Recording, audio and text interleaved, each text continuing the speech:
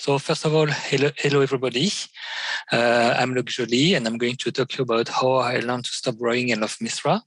But before I do that, I realize I have a big issue.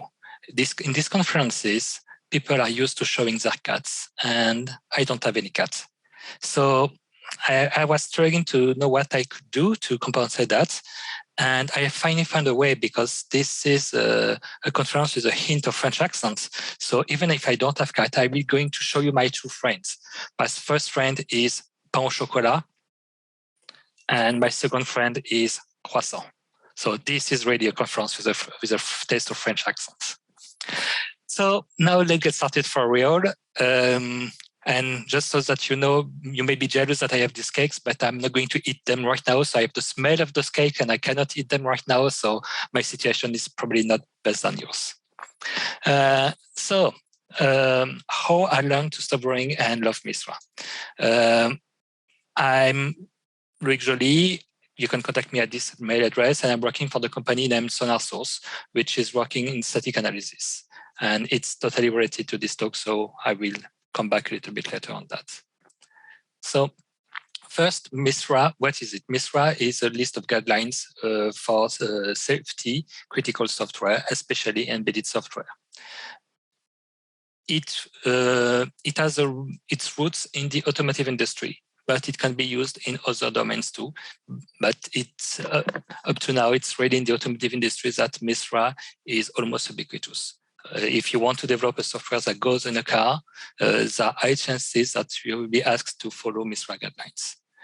There are many sets of guidelines that exist in the world, and for many different reasons. And MISRA is one of the most followed right now, and it has been for quite some time. And the current version of MISRA for C++ is MISRA C++ 2008. No, it's not a typo. It's really 2008.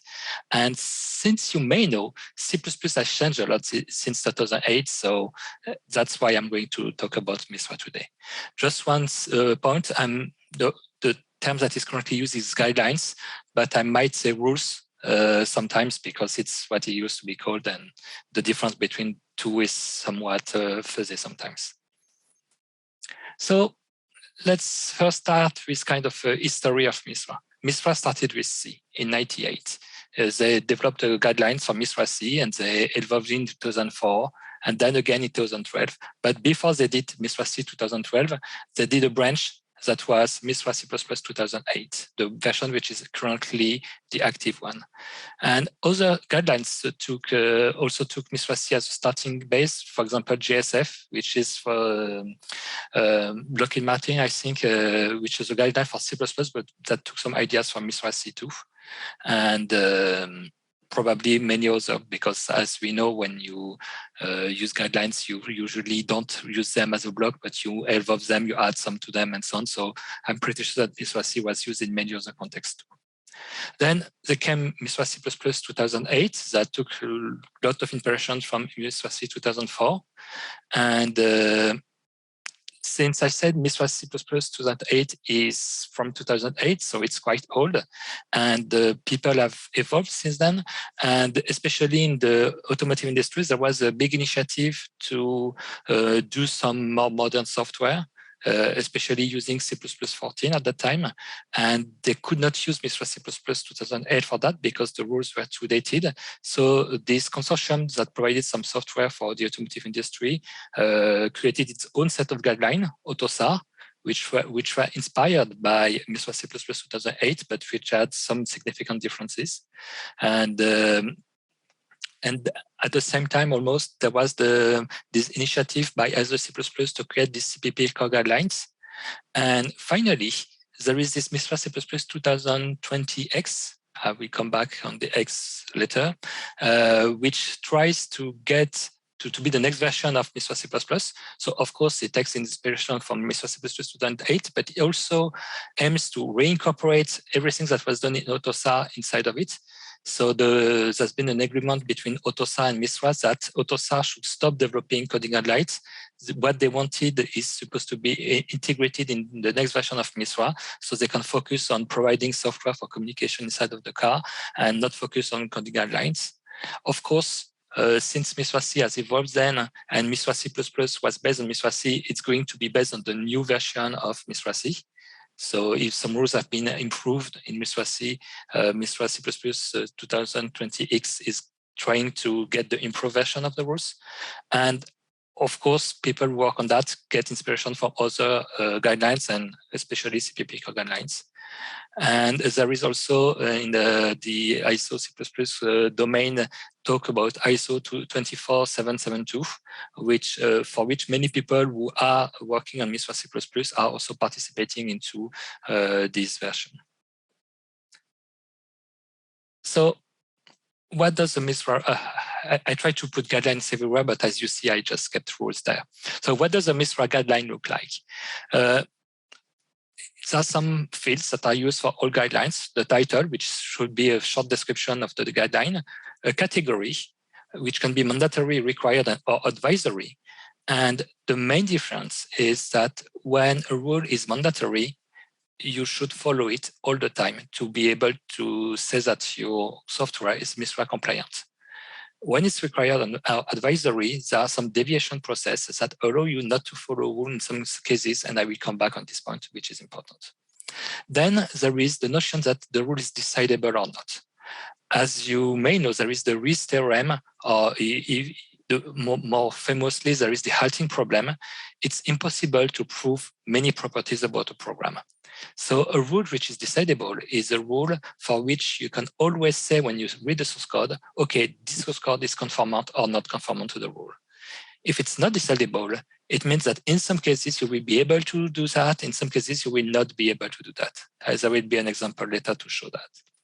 And then some rules can be decided when looking at only one translation unit. Some rules require full system analysis. Then something which is new in this version of MISRA C++ is the amplification. The amplification is expanded description of the rule, and it's mostly it's more targeted at tool vendors than at users of the rule. It's try to explain exactly what the rule should check. Then the rationale that explain why the rule was put in place, and some examples that allows people to understand what the rule is about. So let's take an example of a MISRA C++ 2008 rule. So in MISRA C++ 2008, there are no amplification. So the full explanation is in the title. So this is one such rule, which says each overriding virtual function should be declared with a virtual keyword. So as you see, it's really something from MISRA C++ 2008 because it does not mention override or final, for example. And it's a required rule. So you can deviate from this rule, but it requires you to do some paperwork to do that.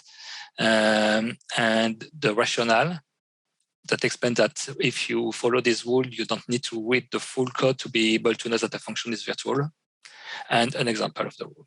So this is basically it. So now the point is that I used to hate MISRA with a passion. So why?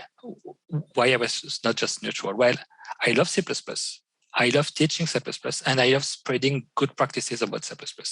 So apparently MISRA, which is about a set of guidelines to make safe programming, should have been something that interests me. And additionally, I'm writing static analysis tools. So I implement some rules from many different contexts, and I'm also specifying some rules for a living to try to have rules that help people write better code. And because MISRA is so prevalent, all tools can check some of the MISRA guidelines. So I implemented the rules that are specified by MISRA. And very often when doing that, I was not happy. Why? Very often the rule felt odd, not what I would have written myself. In many cases, the rule make people write C++ code in a C style. And as you probably all know, writing code in a C style is not usually the best way to write C++ code. And they were also making people write very, very verbose code, which is verbosity can be good, but too much verbosity, it clutters the reading. It makes reading code more complex in some cases. And all in all, when I look at these rules, I had the feeling that people who would follow all those rules would have to write code, which I would consider as inferior to code written without those rules. So it was really not a good feeling to me. And everything, of course, felt outdated, because good C++ today is totally different from good C++ in C++ 2008. And even when traveling back in time and putting myself into 2008, even for that time, some rules were, I think, questionable. And some rules really go against the spirit of C++. I will show an example later. So when I had to implement those rules, I had kind of a cognitive dissonance in my head. It was a very almost painful sensation to have to implement some rules that I really did not believe in. And I knew that people were going to follow the rules that I implemented, which were not the rules that I wanted. So let me give a few examples. First one is a function should have a single point of exit at the end of the function. So this rule, I'm pretty sure that almost everybody of you heard about this kind of single entry, single exit. And I hope that we can all agree that it usually leads to code which is more difficult to read, and especially more internal state. So for example, if you have a classical function that finds something in a collection, the natural way to do this is once you found what you're looking for, you just return the value. You're done. The code is clear. If you want to avoid this early return, you have to write your code in a different way. You have to, for example, to have a variable which is called found. And when you find the item, you set found to true. And in your loop condition, you loop until you reach the end of the collection or until food becomes true. So it's not such a big deal, you may think, but you have to introduce an extra Boolean variable. And more importantly, you have to introduce extra states. There is the state when we have not yet found and the state when we have found. And I think it makes reasoning about your code more complex. So for a simple case, this added complexity might not be too much, but still I would prefer to just return when I found. This is the natural way to express what I do in the function.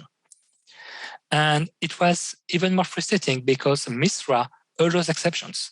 So it's possible to have early return from a function by exceptions, but because of this rule, it was not possible to have early return from a function by a return, which is more explicit and more natural. So this rule was really frustrating. Another example. For any given template specialization, an explicit instantiation of the template with the template argument used in the specialization shall not render the program ill-formed. So it's a big deception, but let's say, for example, we have a list, stud list, and we instantiate it with int. What this rule says is that if we want to have a list of int, we should do an explicit instantiation of list of int and see if the code compiles. If it's not compiling, then your code is not conformant with this rule. So with list of int, it's okay. If you do the explicit instantiation, everything is going to work. But if you are trying to have a list of complex double, it's not going to work because the way C++ is designed is a class is not just one block. A template class is something with optional features. And for example, in stud list, there is the capability to sort the list. So you have a stud list sort. But this sort function, you're only allowed to call this sort function if the elements of the list are sortable. So they define less for those elements, which is fine. If you have a list of elements that can be sorted, you can call sort. And if you have a list of elements that cannot be sorted, it's working, but if you try to call sort, you're going to have a compilation error. What that rule said was that you are not allowed to instantiate a stud list with a type which was not sortable. And it totally goes against the philosophy of C++, that a class template can have different features depending on the type you instantiate it with. So this was a really bad rule. So what did I do? First, I became very grumpy with those rules. And even more than grumpy, I became cantankerous. So for French people who are following this, and we don't use cantankerous word every time, it means acariâtre in French. I didn't know this word before doing this presentation. So that was the first step. But then I learned that MISRA C++ working group was meeting again, and that they had the goal of publishing this new version. And they were welcoming people to join them. And I thank Peter Sommerlath for introducing me with those guys. And so I decided that instead of just being grumpy for the outside, I'd better go inside and try to improve them. And so I joined with the main goal to improve them, but I also learned more about MISRA and its philosophy. And this is what I want to share with you today. So I'm going to go through what are the main design goals of MISRA. First goal is that MISRA only focuses on safety. So it means that if you are not working on safety critical software, maybe MISRA is not the right set of guidelines for you. I've seen MISRA used in many contexts, even contexts that are clearly not safety related. Maybe some of the rules still make sense for you. Oh, there is a questions. So by the way, I don't know if I already said, I don't remember if I already said it, but you can ask me a question in Zoom. I'm not going to look at Slack during the talk. So if you want to ask a question, do it in Zoom or raise the hand and I will be able to see you and talk with you.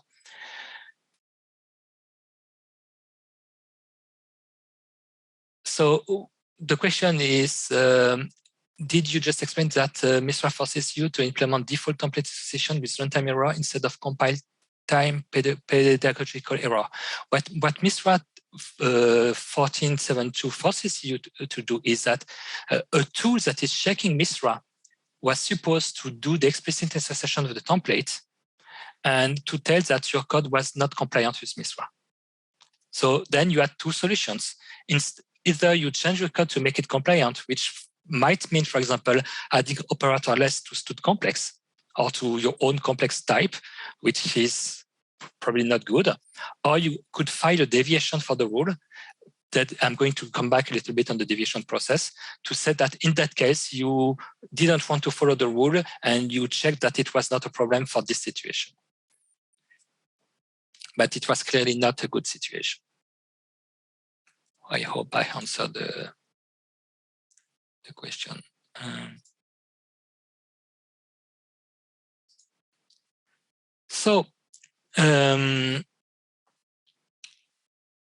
If you don't work on safety critical software, maybe some of the rules still make sense for you, but probably not all of them, because when you are writing safety critical software, you are ready to pay an extra price to make sure that your code is safe.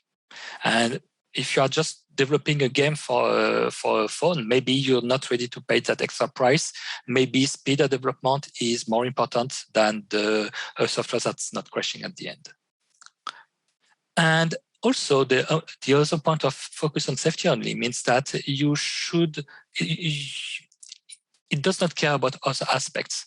So I think that MISRA by itself is not a fully comprehensive set of guidelines. You need extra stuff if you want to be covered on all aspects of the code quality. So you may want to have extra guidelines for performances. You may want to have guidelines for style, for some domain-specific rules for security. It's so MISRA is. If you want to have guidelines for your software, MISRA is a good starting point, but it's not all that you need. Second design goal of MISRA is that those rules should be tool checkable. Having lots of rules that requires human validation is not satisfactory because humans are fallible. So the guidelines are written in a way that they should be tool checkable. And additionally, because there are several tool vendors that provide MISRA tools, the point is, the goal is to describe the rules in a way that the tools should agree. It's very frustrating if you check, for example, your code. Let's imagine that you are working for a company that develops software for a car company. You are checking your code with your own tools, and then you are sending the code to the car company. And the car company is checking the code with its own tool. if both set of tools give different information about what is valid and what is not valid, it's not good, because then you will have to work again. So the way the rules are written is in a way that different tools should have the same opinion about the same source code. And of course, when the rule is not decidable, they might still give different results.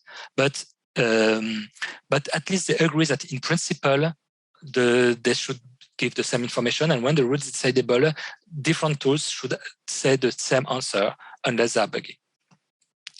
And the rule amplification is more designed at tool vendor to make sure that the description is totally accurate. But in order to do that, we sometimes have to use technical words that are not fully understood by everybody who is going to develop following MISRA guidelines. So if you work with MISRA guidelines and you don't understand the amplification, I would say it's okay. It's not designed for you. It's designed for tool vendors. Please read the rationale, read the example, read the title, and it should be enough for you to understand what the rule is about. And the tool will help you decide if some specific corner cases are a violation or not. And finally, those guidelines are designed to prevent bad code, but they are not designed to promote good code. It's more difficult to be prospective than to just prevent some bad situations.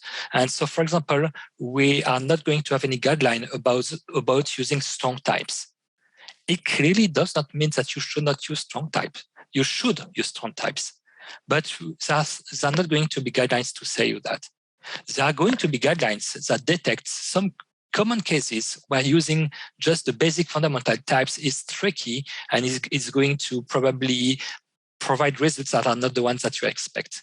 But we are not going to tell you to use strong types.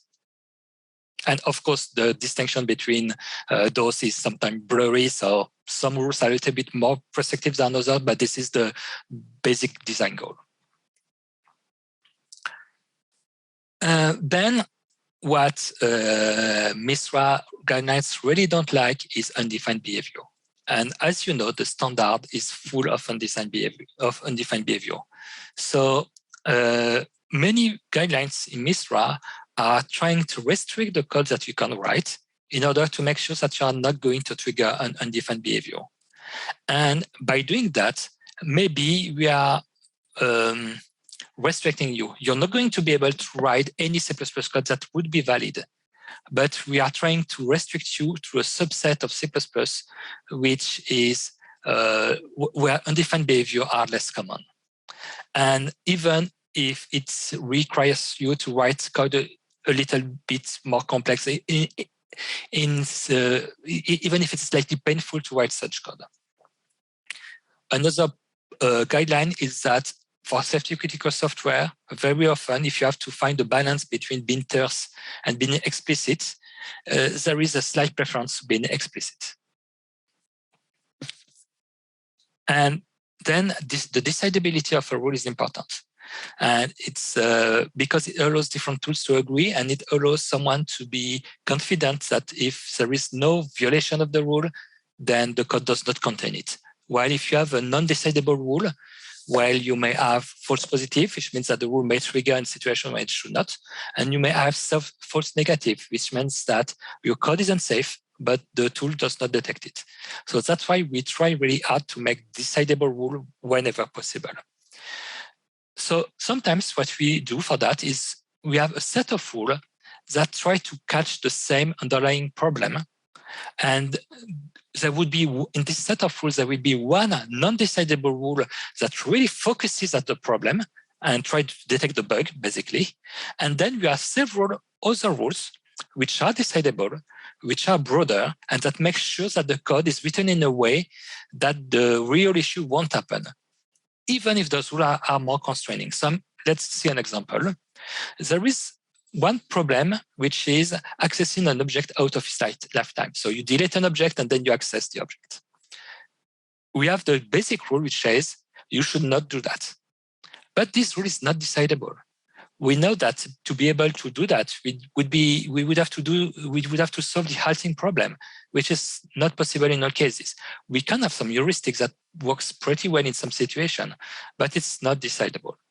So in addition to this rule, we have another rule which say you should not return a reference to a local variable of your function. Because if you do that, you are going to accept an object out of its lifetime. So you could say that the second rule is redundant with the first one, but the second one is decidable. So we did it anyway. We prevent this case in a decidable way. And additionally, we have this non-decidable rule. And in the same, for the same objective, you also have, you should not use unions. It's decidable too. It's very easy to check that some code is using union or not. But as soon as you're using union, you might access an object out of its lifetime, because if there is one active member of the union and you're accessing an inactive member of the union, this is what you are doing. So we just said, don't use union. It's much broader than just preventing lifetime. It's, in some cases, it might make your code not as efficient, not as easy to write if you can't use unions. But we said that, okay, it's much broader than the specific goals that we want to prevent, but we believe that the benefit-cost trade-off is in the favor of preventing the use of union. And last set of design goals, and this one is really, really an important one. And it's what pushed me to do this presentation. It's when MISRA says, you should not write code that way. The goal is not to prevent you from writing code that way. You should, when you work with MISRA, it's something that you really should understand. It means that if you decide to write code that way, even if MISRA says that you should not do that, you have to validate it. You have to check that it's going to work correctly. You have to be extra careful. And there is only one exception for that. It's rules which are flagged as mandatory. Mandatory, you are not allowed to deviate from them, but there are very, very few mandatory rules. When the next version of MISRA is published, I'm not even sure there's going to be one mandatory rule. So it means that if you don't want to follow a MISRA guideline, you have to deviate from the rule. And every company that wants to write MISRA-compliant code should define a deviation process. And in this deviation process, you should explain why it is safe to deviate from the rule in that case. So you should say, for example, okay, I'm using a union, but I checked that every place I use it, I'm checking what is the active member of the union before accessing it. So the risk of accessing object out of its lifetime is not going to happen in my case. And in many environments, when you define the deviation process, you also mandate that someone else, probably more experienced, has to review those deviations. So the code that is going to be deviated is going to have extra scrutiny, and it's going to be more checked because it's code which is more error prone. And so at least someone else than the first developers who wrote it should agree with the fact that the deviation is the right thing to do in that case.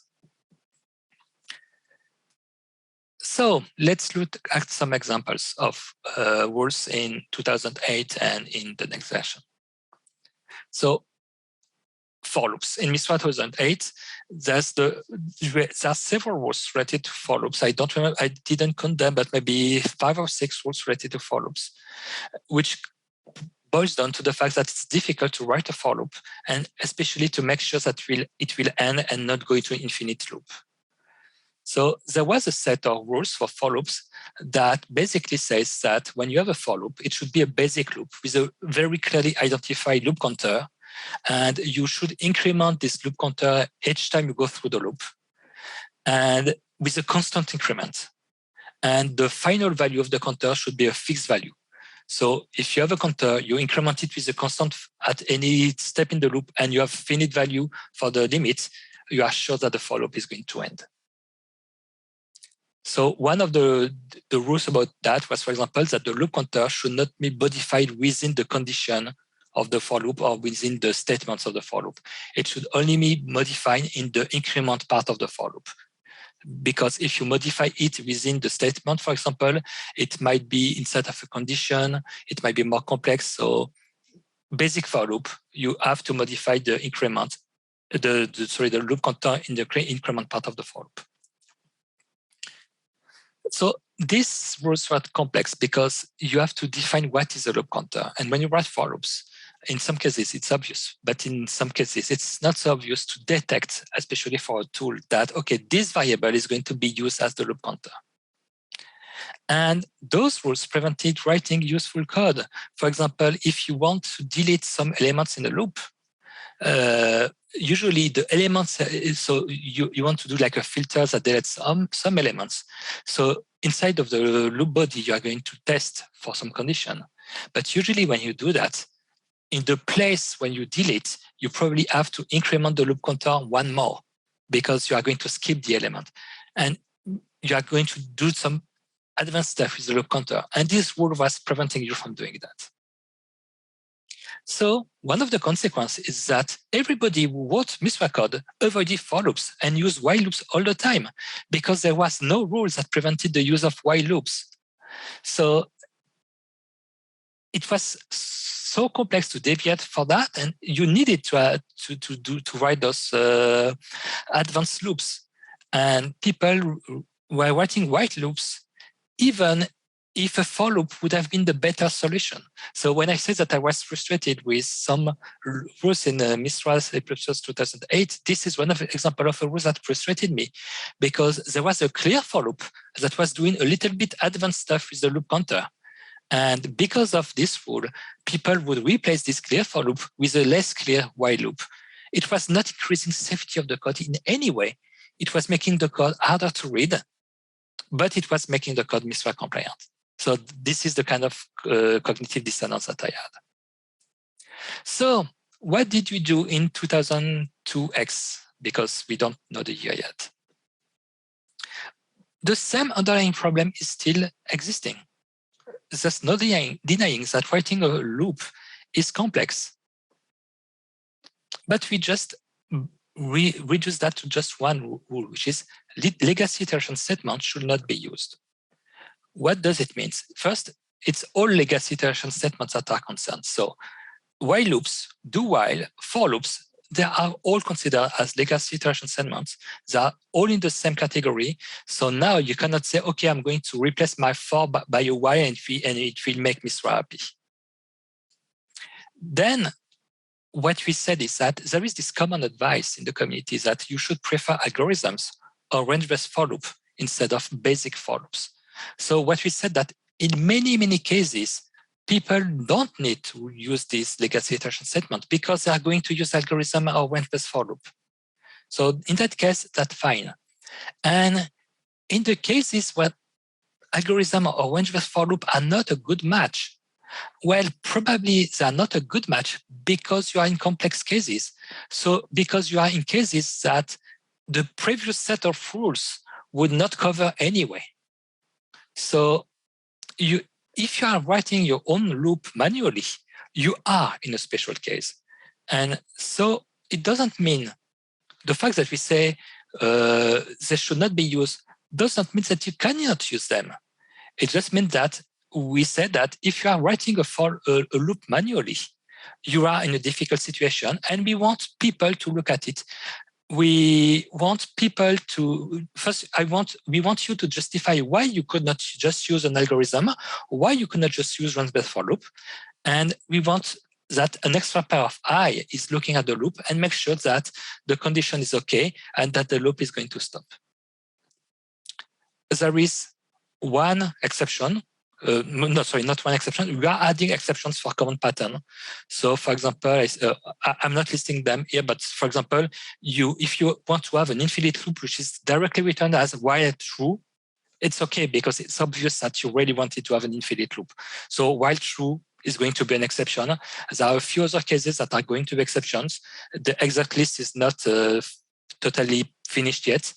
So for some simple cases, we're going to allow it, but otherwise, if you're writing a loop manually, you should know what you do, and you should ask help from other people in your company to validate that the loop is correctly written.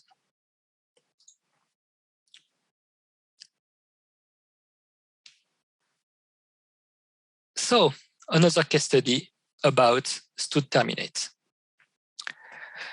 When you are calling terminate in your code, there is some unspecified behavior about stack unwinding. Is the stack going to be unwound or not? Depends on your compiler options and many stuff. So in 2010, there was this rule which says the terminate function shall not be called implicitly. And in 2020X, we replaced that by program terminating function shall not be used. So what change did we do? First change is we removed the fact that it should not be called implicitly. We focused on explicit calls. And I'm going to come back on that point later. We added more functions because terminate was not the only function that has this problem. If you call quick exit or abort, you're going to have exactly the same issue. So we replaced terminate by program terminating function, and then in the amplification of the rule, we list all of them. Oh, and we removed implicit calls from this. Why did we do so? Because we have other rules which are more specific that target the implicit rules, the implicit calls of terminates. For example, if you are throwing an exception from a destructor, you are probably you are in a situation where terminate could be called if you are throwing the exception while you are already in stack unwinding. But we have a specific rule for this case, so we no longer needed the implicit case for terminate. So we focused more on the explicit cases. We also before it was a function should not be called, and now it's a function should not be used. And the difference between call and use is that if you call it, we consider that you use it. But if you take the address of the function, we also consider that you use it, because you might call it through a function pointer. But detecting that you are calling a specific function through a function pointer is not decidable. While detecting that you just take the address of a function and maybe later you're going to call it is decidable. So in order to make this rule decidable, we made it more strict. It's not only when you call a function, it's also when you take the address of the function that you are not conformant with the rule. And once again, we really don't mean that those functions cannot be used. There are many situations when, for example, if you are working in an environment when your program can crash and you have something external to your program that is going, for example, to do a hot reboot of your system, and that will be that ensures that the system is in a safe state while this code reboot happens, then it's fine to call terminate. So the problem of terminate is something that may be non-existent depending on the way the full system is designed.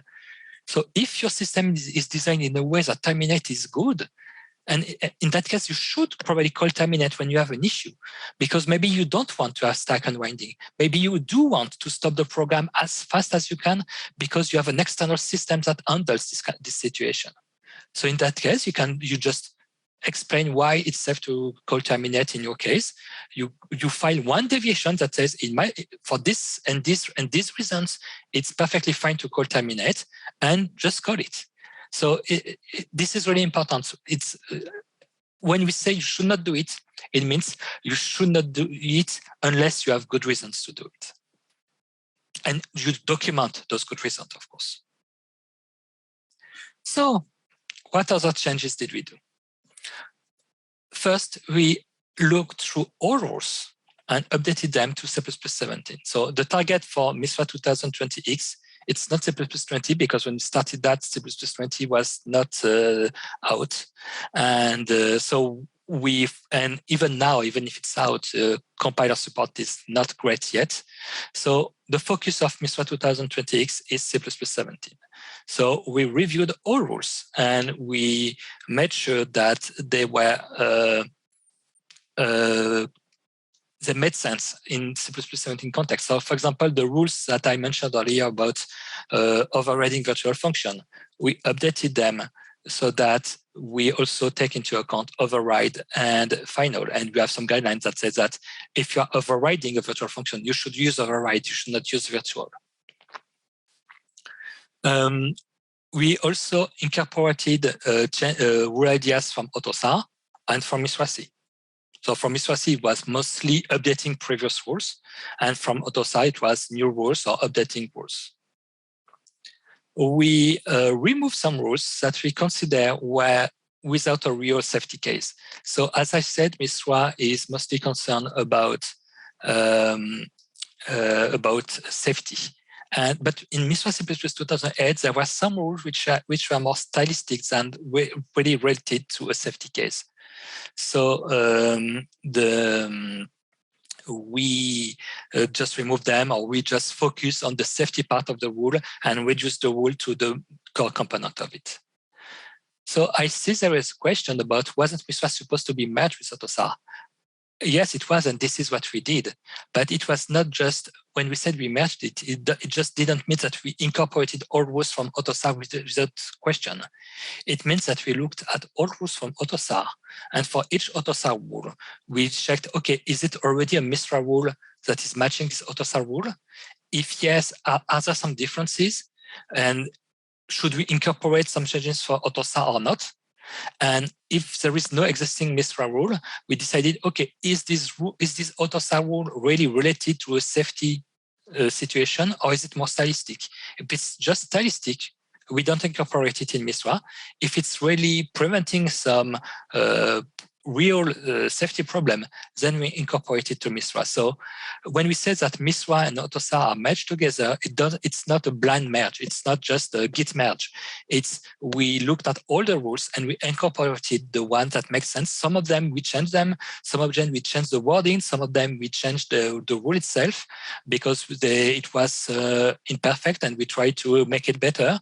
But the point of merge is that AutoSAR is not supposed to continue. It's some people in the MISRA committee come from AutoSAR, and we're working on the AutoSAR rules.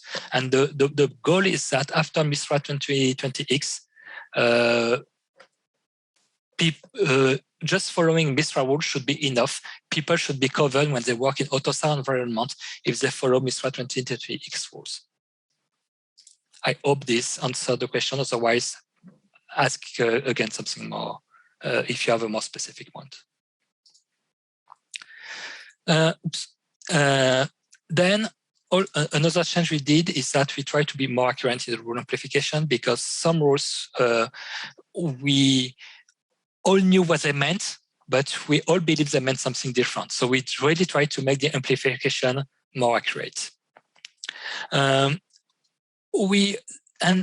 there were also rules that were just bad. I mean, even with the fact that I did not fully understand what it means, you should do something, even with this new point of view, there were still some rules that were not just so good. So we worked on them, we evaluated them, we changed some of them. So, for example, there was a rule that the operand of sizeof shall not contain side effects. The goal of the rule was to say, because sizeof is not going to be evaluated, if it contains side effects, it might be a problem for the user who believes that it's going to be evaluated. We looked at it for a long time, and we first we saw that it was not only sizeof that was concerned. So we started by extending the rule to all operators. And then we said, yeah, but in many cases with template meta programming, we are using sizeof of return of function call with some parameters. Those are side effects, but it's still useful to have them. And if you are a decent C++ developer, you know that sizeof is not going to call the function. So the safety case is not that strong. So after extending this rule to all other situations which could have non-evaluated parts, we just said that, well, maybe it was meaningful in 2008 that people were not so used of non-evaluated contexts, but now with modern C++ programming, the fact that some contexts are not evaluated is ubiquitous. It happens in many situations. It happens in sorry, I forget the. I just have a blank about the enable if. Yes, it happens in enable if. So as soon as you want to do modern programming, you will have non-evaluative context in many situations. So let's forget this. There is one case which is the type of stuff, which could be tricky. So we keep a rule for type of, but we removed all size of and everything from this rule because in fact, it was not really preventing something and it was very boring. And then there were also a list of rules that did not require to do anything to the code, but that required the user to write documentation. And we decided that MISRA was not the place for that. And so we moved those guidelines. What is coming next? So as I mentioned several times, we are working on MISRA 2020X. And as usual, X is the unknown variable. We don't know exactly when it's going to be published. We really, really hope that X is going to be a very low number, but we are still working, so it's still work in progress. We have not announced any dates. The target of MISRA 2020X is to target C++17. We are in a step right now when some part of MISRA are completed, and we are going to release draft so that people who are interested in them can read those drafts and can make comments. And there is going to be a review process. And if you want to participate to this review process, so we are not going to publish the full MISRA document because it's not ready yet, but we are going to publish it chapter by chapter. And we are going to welcome feedback from the community about what we wrote. And if you want to, you can register to this review process at this URL, and you can use this QR code to go there. And if you register, we will send you the chapters as they are ready, and there will be a way for you to enter comments that we will review before we publish the final version. And then what's going to happen is that tool vendors are going to provide updated tools for MISRA 2020X. But after MISRA 2008, there was a long time where people didn't look at those guidelines. I really don't think it's going to happen because we know that there are some rules that could be part of MISRA, but we didn't have time to do them. So there are some rules for the future that we just decide to defer for now. And we probably will want to look at them again when we have published MISRA 2020X. There is a working group in MISRA which is working on guidelines for parallel programming because it's a very hot topic and MISRA currently does not have rules about that, or very few. So there is a full group focusing on parallel programming and on providing good guidelines when you are writing parallel code. There might be some guidelines about dynamic memory management because in the old time, the rule could simply be said, don't use dynamic memory, because the software that were written for embedded system and safety critical code was very simple. So you could live without dynamic memory. But can you write an autonomous car without dynamic memory at all? It doesn't seem possible. So those old rules should no longer be relevant, but there should be more fine-grained rules that tells you how to safely use dynamic memory, and so be able to use it, but not go into the problems of dynamic memory, which is memory exhaustion or memory fragmentation. So there might be some guidelines about the good usage of dynamic memory. And of course, by the time we publish 2020X, C++17 is no longer the last standard. So there will probably be update for C++20 and later C++23 and so on. So now is the time for question, if you have any. And I'm just looking at the first one. So it's being in the MISRA committee comes on top of your regular day job. What's the overhead? What does it imply to be in the committee? How does your company support you in this if you're not a freelance? So I'm not a freelance, but I work in a company which is writing rules for C++. So I'm lucky enough that I selected a company in which working on MISRA is a part of my job. Because when I said that tool vendors are going to update their tools, we are going to develop those rules. I don't know exactly in which time frame, but we are going to develop them. So it's part of my day job.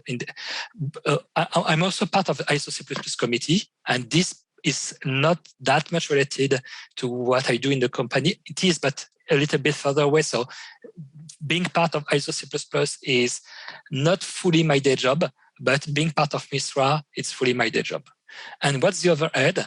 Well, we started slow with 2 hours a week, but we saw that if we really wanted to release those MISRA guidelines in before, I mean, we want them to be MISRA 2020X, not 30X, or not X being a hexadecimal number. So we decided to meet more often. So now it's about, I would say we still have these 2 hours every week, but we also have 2 or 3 full days every month to try to increase the pace of releasing those rules. And so what does it imply to be in a committee? It implies that you commit to spend some time on those guidelines, and that you have prior experience with guidelines and with safety critical software. I hope that answers the question.